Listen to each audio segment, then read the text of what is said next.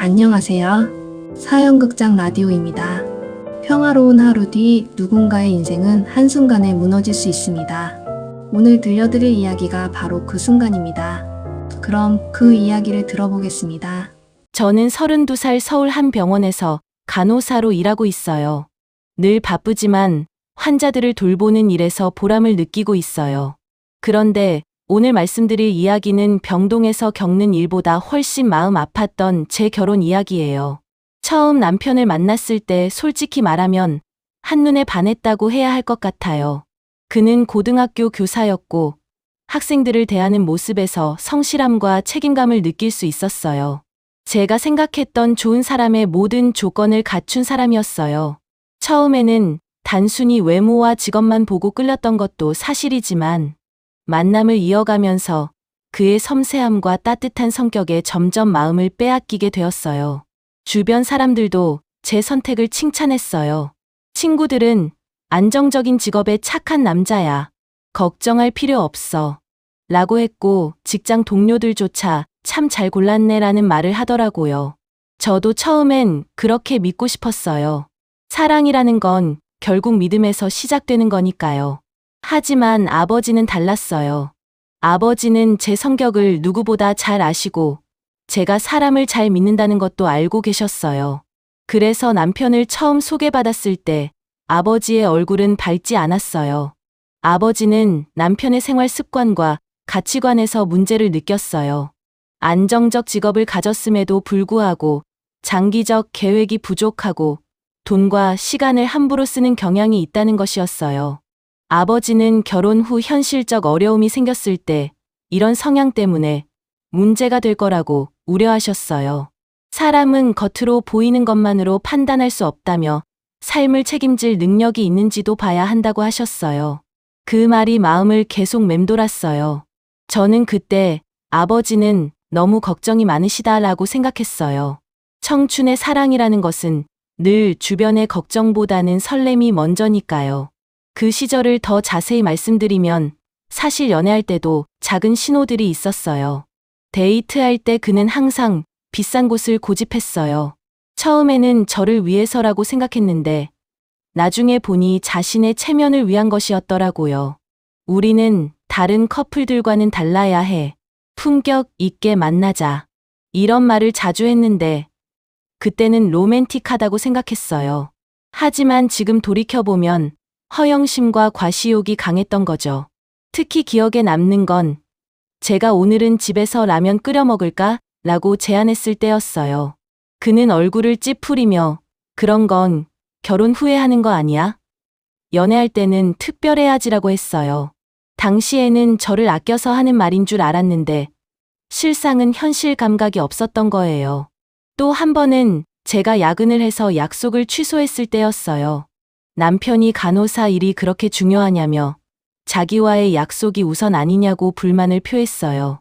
저는 그때 제 일에 대한 자부심이 상처받았지만 사랑하는 사람이니까 이해해달라고 설명만 했어요. 연애 1년쯤 되었을 때 그가 갑자기 비싼 시계를 차고 나타났어요. 교사 월급으로는 감당하기 어려운 가격이었는데 할부로 구매했다며 남자는 이런 것으로 품격을 보여줘야 한다고 하더라고요. 그때 처음으로 아버지가 하셨던 돈과 시간을 함부로 쓴다는 말씀이 떠올랐어요. 하지만 저는 여전히 사랑에 눈이 멀어 있었어요. 결혼을 앞두고 아버지와 정말 심각하게 이야기를 나눈 적이 있었어요. 아버지는 세상 경험이 많으신 만큼 그 남자의 눈빛에서 욕심이 보인다며 지금은 저한테 잘해주지만 결혼 후에는 달라질 거라고 경고하셨어요. 아버지는 구체적인 예까지 들어주셨어요. 그 남자가 저한테 선물할 때 항상 남들 눈에 띄는 곳에서만 한다는 점을 지적하시며 진짜 사랑은 조용한 곳에서 진심을 전하는 건데 그는 자신을 과시하고 있다고 하시더라고요. 정말 날카로운 지적이었어요. 실제로 그는 카페나 레스토랑 같은 공개된 장소에서만 이벤트를 준비했거든요.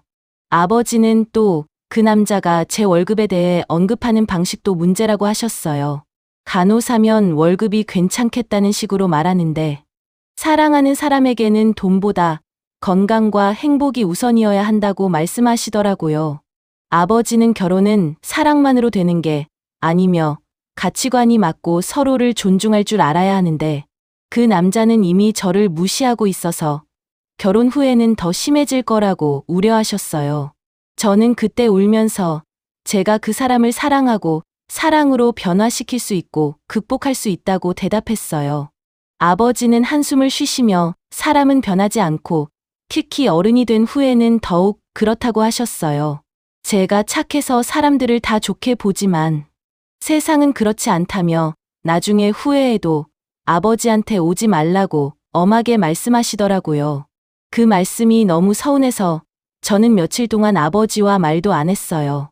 지금 생각하면 정말 무지했던 것 같아요. 결혼 초기 6개월은 정말 행복했어요.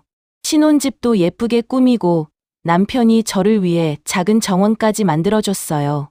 힘든 일 하고 와서 꽃 보면서 힐링하라고 하면서요. 주말마다 함께 요리도 하고 영화도 보고 정말 평범하지만 소소한 행복을 느꼈어요.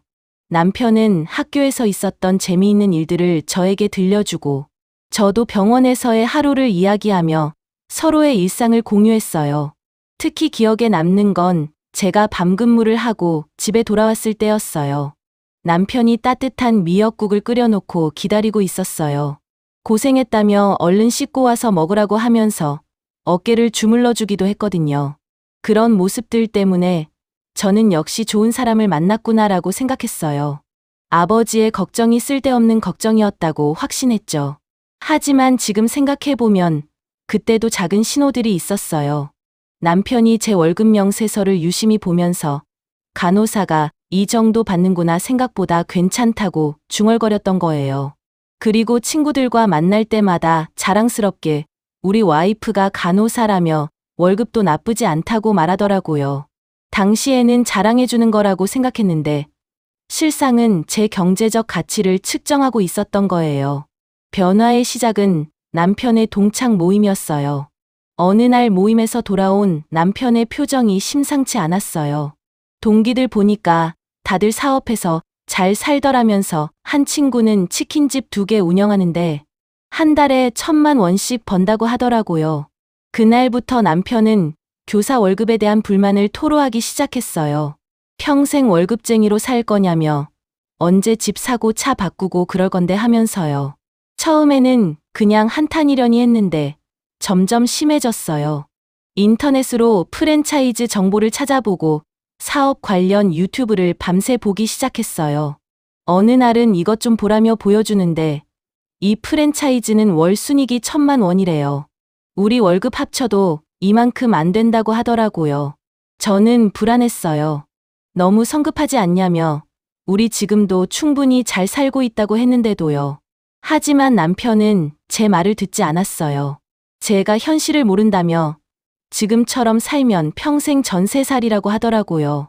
자기가 좀 더 큰 그림을 그리고 있다면서요. 그때부터 집안 분위기가 달라지기 시작했어요. 남편은 밤마다 사업 계획서를 작성하고 저에게는 저도 좀 도움이 되는 생각을 해보라고 하더라고요. 본격적인 사업 준비가 시작되면서 우리의 갈등도 깊어졌어요. 남편은 퇴직금과 적금을 모두 털어서 프랜차이즈 가맹비를 내려고 했어요. 제가 미쳤냐며 그게 우리 전 재산인데 하면서 말렸더니 남편이 버럭 화를 냈어요. 제가 항상 그렇다며 소극적이고 도전 정신이 없어서 평생 남 밑에서 일한다고 하더라고요. 그 말이 정말 상처였어요. 제 직업을 무시하는 것 같았거든요. 남편은 계속 설득했어요. 1년만 참으면 1년 후에는 우리가 웃을 거고 주변에서 부러워할 만큼 잘 살게 될 거라고 하더라고요. 결국 저는 조건부로 동의했어요. 대신 교사 일은 그만두지 말고 혹시 모르니까 안전장치는 있어야 한다고 했거든요. 하지만 남편은 코웃음을 쳤어요. 안전장치라니 그런 마음가짐으로는 성공할 수 없고 올인해야 큰 돈을 벌 수 있다고 하더라고요. 사업 준비하는 몇 달 동안 정말 힘들었어요. 남편은 온통 사업 생각뿐이었고 저와의 대화도 항상 돈과 미래 계획으로만 이어졌어요. 제가 오늘 병원에서 이런 일이 있었다고 하면 그런 건 나중에 하고 매출 계획서나 봐달라고 하더라고요. 점점 대화가 단절되어 갔어요. 제가 힘든 일이 있어도 털어놓을 수 없었고 남편은 저를 사업 파트너 정도로만 생각하는 것 같았어요. 드디어 카페를 오픈했어요. 처음 한 달은 나름 손님이 있었어요. 주변 사람들이 축하 겸해서 와주기도 하고 신규 오픈 이벤트 효과도 있었고요. 남편은 의기양양했어요. 보라며 자기 말이 맞았고 벌써 흑자 기미가 보인다고 하더라고요. 하지만 한 달이 지나자 현실이 드러났어요. 단골 손님도 별로 없고 매출은 점점 줄어들었어요. 특히 평일에는 하루 종일 손님이 몇 명 안 왔어요. 남편은 초조해하기 시작했어요. 위치가 문제인 것 같다며 홍보를 더 해야겠다고 하더라고요. 인스타그램 광고도 하고 전단지도 돌렸지만 별 효과가 없었어요. 3개월째부터는 적자가 본격화되었어요. 임대료, 인건비, 재료비를 내고 나면 남는 게 없었어요. 오히려 매달 몇백만 원씩 손해였어요. 남편은 점점 예민해졌어요. 왜 손님이 안 오냐며 커피도 맛있고 인테리어도 좋은데 하면서 짜증을 내더라고요. 하지만 현실은 냉혹했어요. 근처에 유명한 프랜차이즈들이 많았고 우리 카페만의 특별한 장점이 없었어요. 6개월째 되던 달 남편은 완전히 다른 사람이 되어 있었어요. 이 월급으로 어떻게 살라는 거냐며 카페 적자도 메꿔야 하고 생활비도 필요하다고 하더라고요. 그때부터 제 월급에 눈독을 들이기 시작했어요. 제 월급 좀 보태주면 안 되냐며 임시로만이라고 하더라고요. 처음에는 한두 번 도와줬어요. 하지만 그게 습관이 되어버렸어요. 제가 힘들게 번 돈이 카페 적자를 메우는데 사용되고 있었어요. 사업 실패가 계속되면서 남편의 경제적 통제는 더욱 심해졌어요. 처음에는 같이 절약하자는 명목이었지만 점점 저만 절약하고 남편은 여전히 자기 방식대로 돈을 쓰고 있었어요. 제 화장품이나 옷 사는 돈도 아껴야 한다며 지금은 비상식이라고 하더라고요. 제가 기초 화장품 하나 사려고 해도 눈치를 봐야 했어요. 반면 남편은 사업 관련이라는 명목으로 비싼 정장이나 구두를 사는 건 당연하다고 생각했어요. 사업하는 사람은 이미지가 중요해서 투자자들 만날 때 초라하게 보이면 안 된다고 하더라고요. 정말 어이없었어요. 투자자는 무슨 투자자요? 이미 망해가는 카페인데. 더 충격적인 건 제 적금을 해지하자고 했을 때였어요. 어차피 이자도 얼마 안 되니까 그 돈으로 카페 인테리어를 바꾸면 손님이 늘 거라고 하더라고요. 저는 단호하게 거절했어요. 그건 제 노후 자금이라며 절대 안 된다고 했거든요.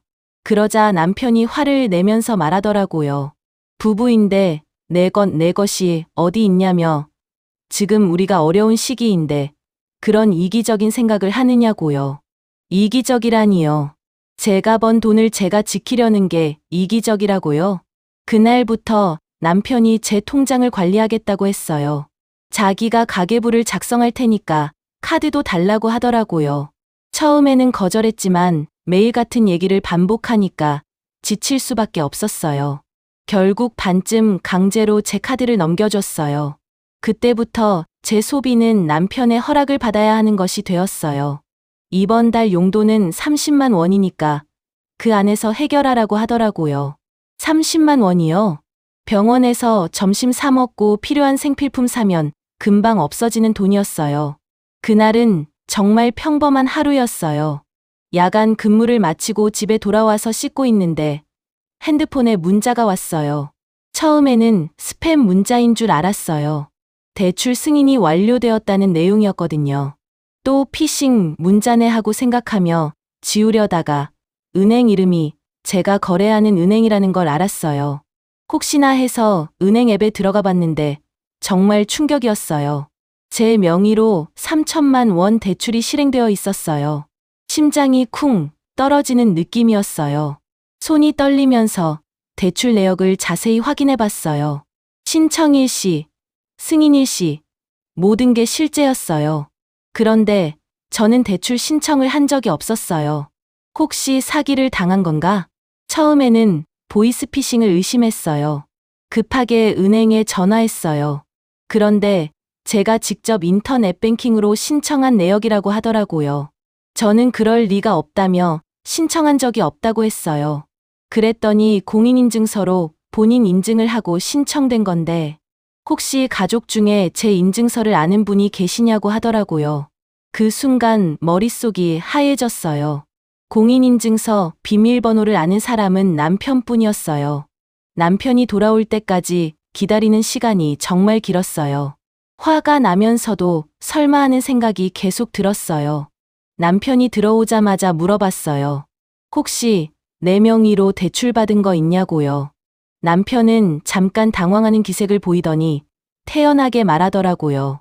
아, 그거냐며 카페 운영자금이 급해서 잠깐 빌린 거라고요. 제가 잠깐 빌린 거냐며 3천만 원을 내 동의도 없이 했다고 하니까 부부인데 뭐가 문제냐며 어차피 자기가 갚을 건데 하더라고요. 그 뻔뻔한 태도에 정말 기가 막혔어요. 제 인생에서 그렇게 화가 난 적이 없었던 것 같아요. 그날 밤잠을 한숨도 못 잤어요. 남편은 아무 일 없다는 듯이 코를 골며 자고 있었고 저는 천장을 보며 앞으로 어떻게 해야 할지 고민했어요. 다음 날 부모님께 전화드렸을 때 정말 용기가 필요했어요. 아버지가 옳았다며 정말 죄송하다고 했어요. 아버지는 화를 내시기보다는 안타까워하셨어요. 그럴 줄 알았다며 그래도 이제라도 깨달았으니 다행이라고 하시더라고요. 어머니는 울면서 말씀하셨어요. 우리 딸이 그런 고생을 하고 있었느냐며 왜 진작 말하지 않았냐고 하시더라고요. 부모님의 따뜻한 위로에 오히려 더 눈물이 났어요. 이혼을 결심했지만 실제로 준비하는 과정은 쉽지 않았어요.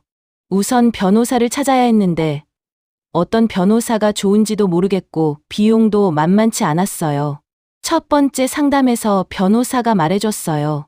명예도용대출건은 형사고발도 가능하지만 부부 사이라서 실제 처벌은 어려울 수 있다고 하더라고요.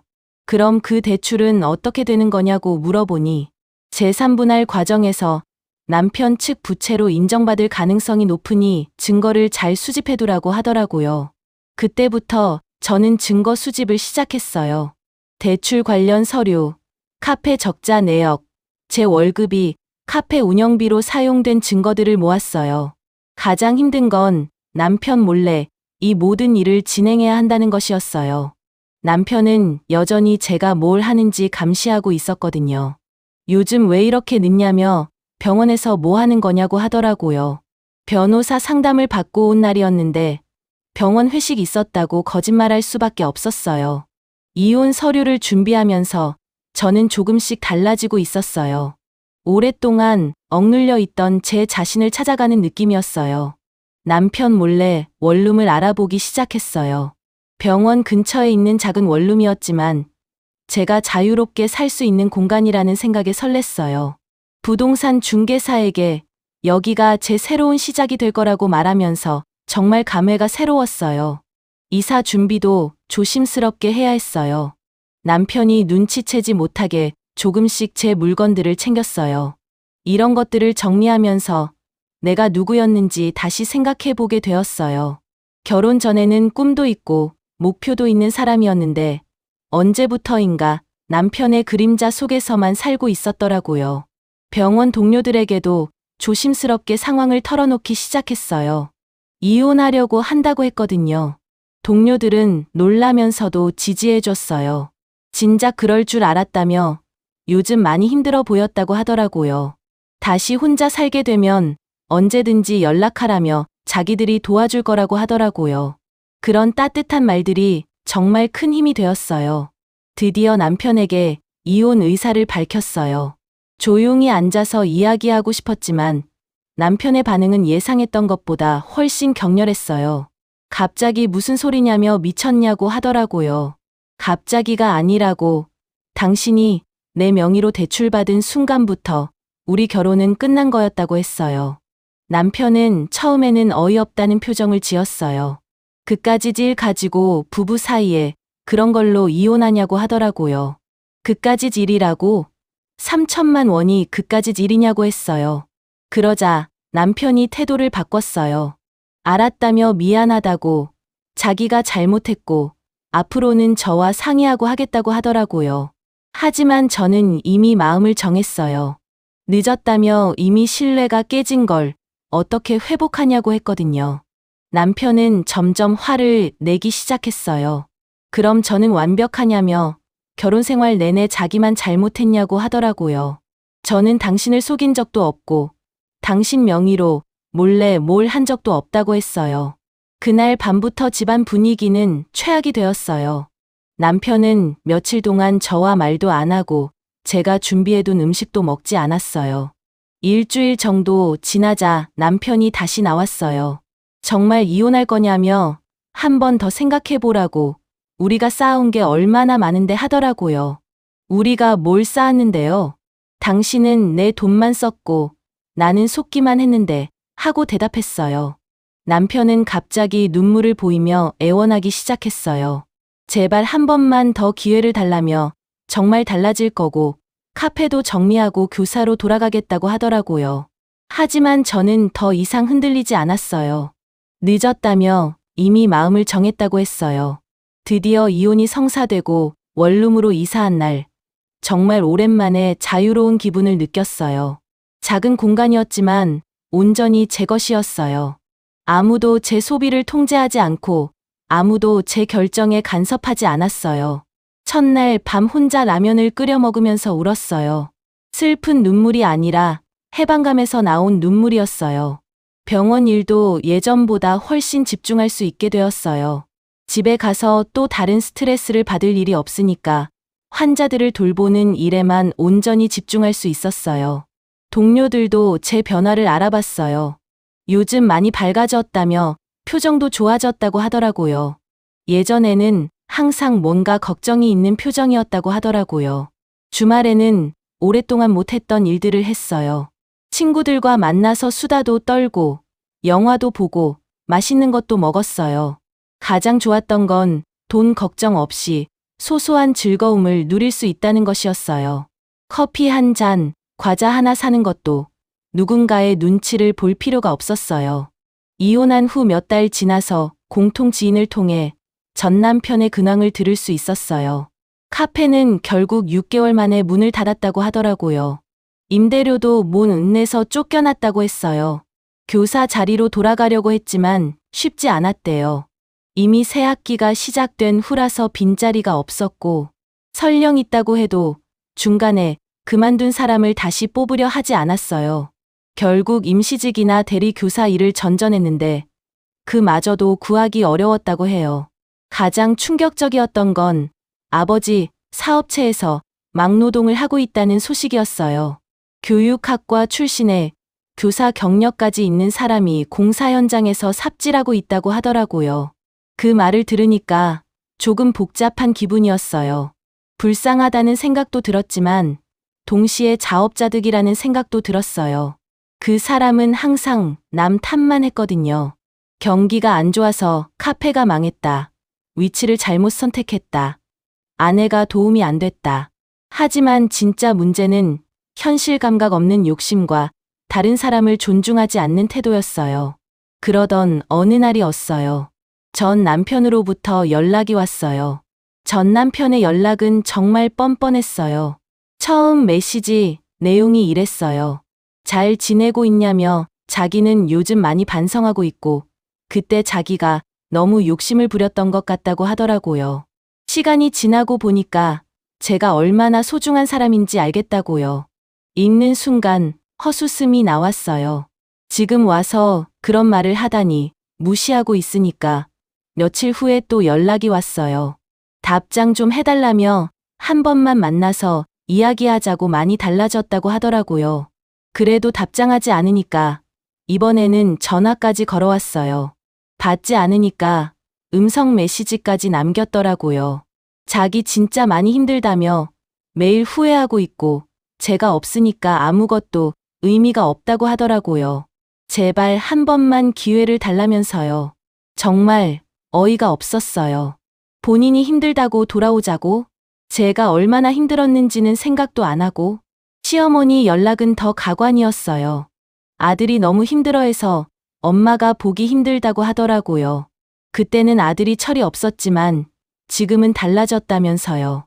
아들이 매일 저 생각만 하고 있고 밥도 제대로 안 먹고 일도 대충 한다며 정말 후회하고 있으니까 다시 만나달라고 하더라고요. 시어머니는 계속 애원조로 말씀하셨어요. 결혼이라는 게 처음이라 서로 모르는 것도 많았는데 이제는 알았으니까 잘할 수 있을 거라고 하시더라고요. 정말 가족끼리 똑같더라고요. 자기들 편의만 생각하고 제 입장은 전혀 고려하지 않았어요. 지금 저는 정말 행복해요. 혼자 사는 게 이렇게 편하고 자유로운 줄 몰랐어요. 매일 아침 일어나서 오늘은 뭘 할까 생각하는 것부터가 즐거워요. 아무도 제 하루 일정에 간섭하지 않고 제가 온전히 제 삶의 주인이 된 기분이에요. 요즘은 새로운 취미도 만들고 있어요.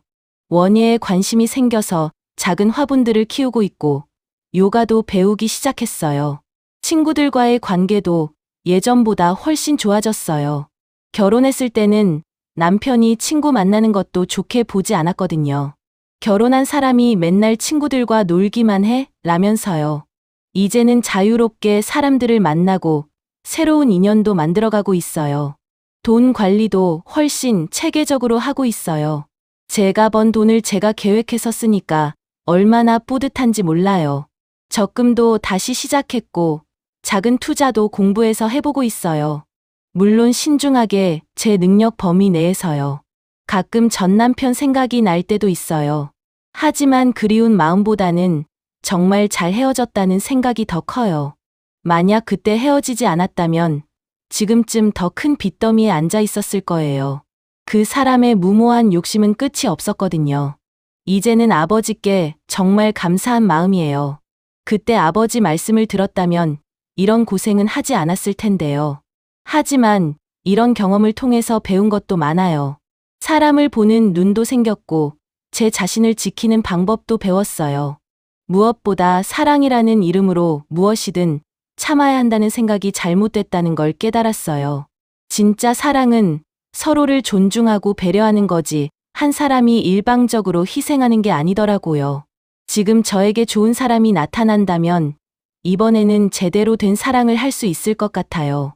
서로의 독립성을 인정하고 함께 성장할 수 있는 그런 관계 말이에요.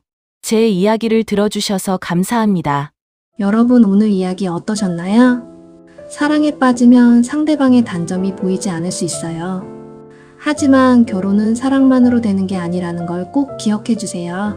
가치관, 경제관념, 상호 존중 이런 것들이 사랑만큼이나 중요해요.